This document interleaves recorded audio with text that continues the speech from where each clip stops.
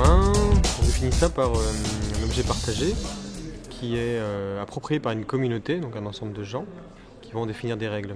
Souvent on dit aussi que l'usager dans un commun est aussi le contributeur, est aussi celui qui en prend soin, parce que c'est le plus à même en tant qu'usager à avoir conscience des enjeux et des règles à mettre en place pour qu'ils soient protégés. Il n'y a pas forcément l'intention au départ de faire un commun. Donc c'est d'abord un projet, une envie de partager quelque chose et de le développer en réseau de manière ouverte. Ce n'est ni privé, pas à une personne, c'est ni public à l'État. C'est quelque chose qui est une voie ternaire, si on veut. Un commun, ça se met en place de manière horizontale. C'est que les usagers décident ce qui est bon pour eux et ce qu'eux souhaitent et que les usagers contribuent tous activement à la création du commun. L'on vient chercher d'abord dans des espaces de ce type-là, c'est de l'individuation, c'est pas de l'utilité sociale, c'est pas des solutions économiques, c'est d'abord de se sentir mieux dans sa vie, d'avoir le sentiment d'exister.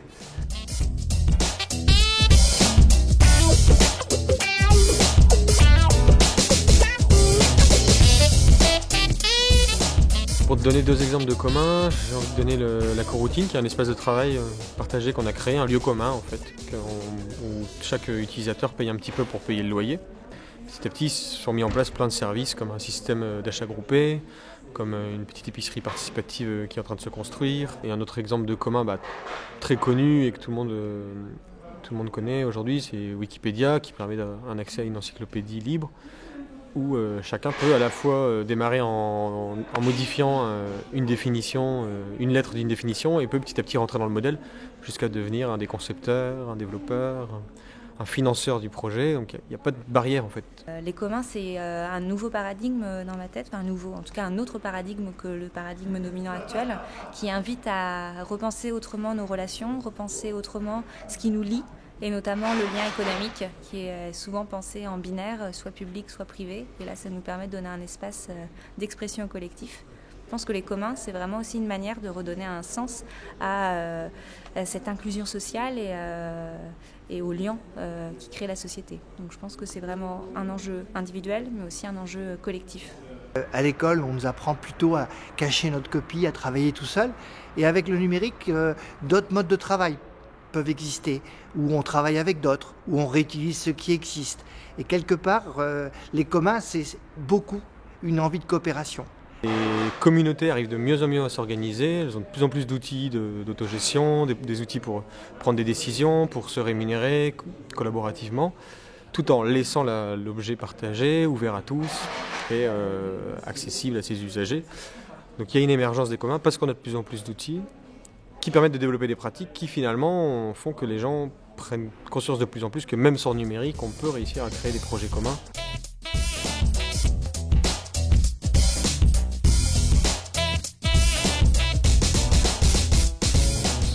Il n'y a pas de commun sans une communauté qui s'approprie et gère le commun. Donc il faut d'abord des usagers qui sont prêts à s'impliquer, à se mobiliser pour la construction du commun. Du coup, un des enjeux, c'est de créer une communauté de gens qui va s'approprier ensemble le commun, tout en évitant que tout le monde soit un peu asservi au groupe, c'est-à-dire que le groupe écrase l'individu et du coup l'individu n'arrive pas à mettre de sa richesse dans l'objet commun. La coopération, c'est une expérience irréversible. Lorsqu'on a goûté à la coopération, on a envie de continuer. Et donc, quelque part, je crois que les communs, c'est cette envie de partage et de coopération. Aujourd'hui, il y a une sorte de codépendance entre le capital et les communs. Et je crois qu'on doit passer à une étape suivante, c'est une plus d'autonomie pour les contributeurs du commun et pour les communs.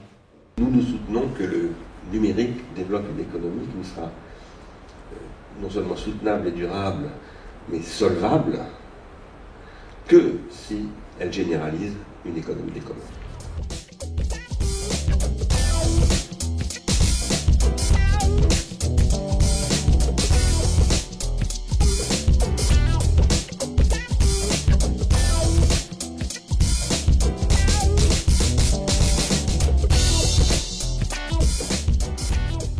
c'est pas si évident que ça d'identifier les communs, parce qu'aujourd'hui, la conscience qu'on fait partie d'un commun n'est pas nécessairement présente. Il y a beaucoup de personnes qui participent, qui contribuent, qui sont investies dans un commun, sans véritablement en avoir conscience. Sur Lille, on a mis en place un tout petit site qui s'appelle lille.encommun.org, où on liste tous les communs existants sur l'île. Du coup, je pense qu'il est essentiel de faire un vrai travail sur la valorisation de l'ensemble de ces communs. Après, il y a pas mal de littérature qui se développe sur les communs. Il y a un chouette livre de David Boyer qui s'appelle La Renaissance des communs pour mieux comprendre ces notions. Et à l'échelle mondiale, il y a des sites comme la Peer-to-Peer Foundation qui recensent beaucoup de projets pensés comme ça.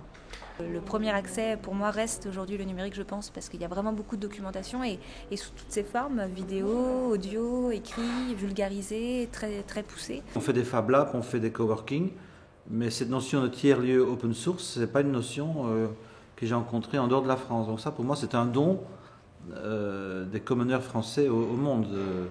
Il faudrait que ce discours se répande un peu plus. Donc là, il y a quand même un enjeu, c'est-à-dire démocratiser l'accès à ces communs et à la connaissance de leur existence.